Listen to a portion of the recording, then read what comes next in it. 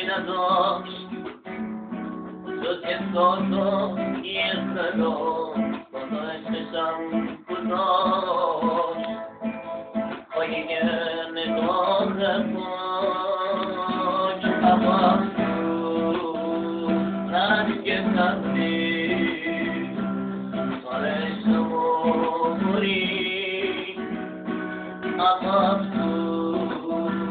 که غریبه تو سر من سرودی ندونستم قسمت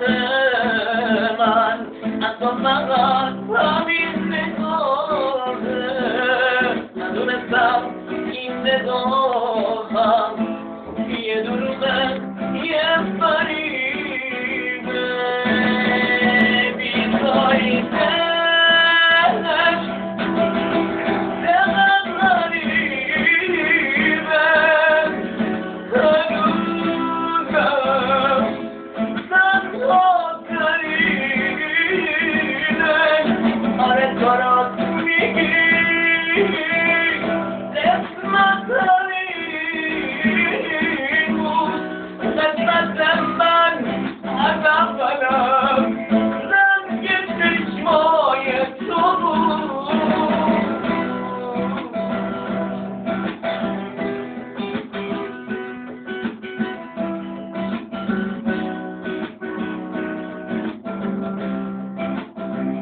خیلی سخته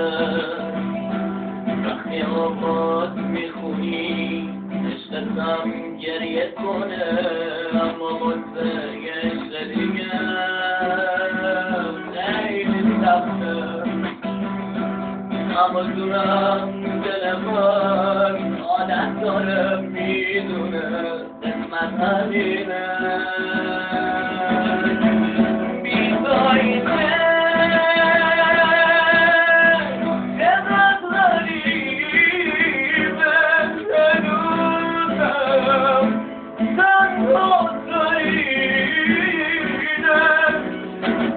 درست میگی قسمت همین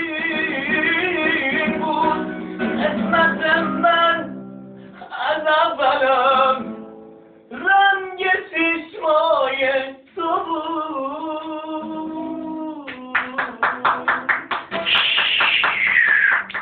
مرسی.